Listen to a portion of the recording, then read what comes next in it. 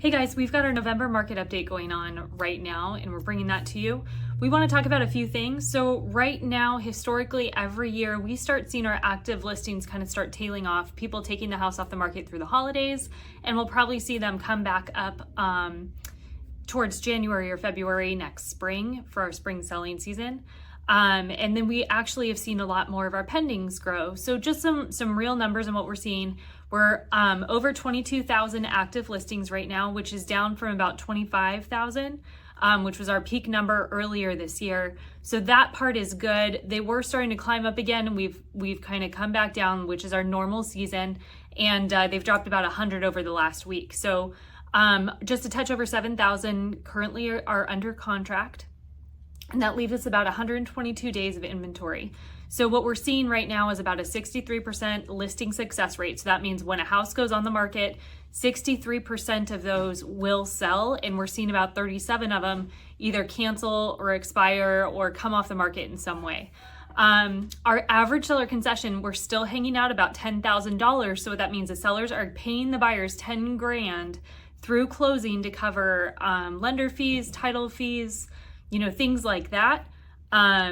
And the cities, I thought it was really interesting, so I wanted to share this. The cities that are paying the most in sellers concessions, at the top of I took out, the ones where there was one sale and that one sale had concession. We don't care about those small deals, but the bigger cities that are in town. So Youngtown, 88% of all sales that happened in October paid a concession. That average concession though was $9,500. 83% in Tolleson, they were giving $11,000. El Mirage, also 83%, $11,000. Tonopah, almost $12,000. That's 80% of those sales. 75% of sales in Avondale paid $10,000. 73% of sales in Arizona City paid $8,300. 72% in Levine paid over $11,000. 70% in Coolidge paid $9,000. 68% in Maricopa paid $10,000. 66% in Glendale paid $10,000. We get into some of these bigger cities in our East Valley cities. 56% of sales in Phoenix had $10,000 of concessions on average. Chandler and Queen Creek both are paying $10,000 at 57% of those sales. Mesa's 53 with $10,000. Gilbert, half the sales at 50% had $10,000. And Tempe has the fewest as far as those bigger cities go at 45%. Of those sales in Tempe paid $8,300. So you can see there's a lot of money on the table for anybody out here looking to buy. Rates have been holding pretty steady, about 6.3 on a conventional.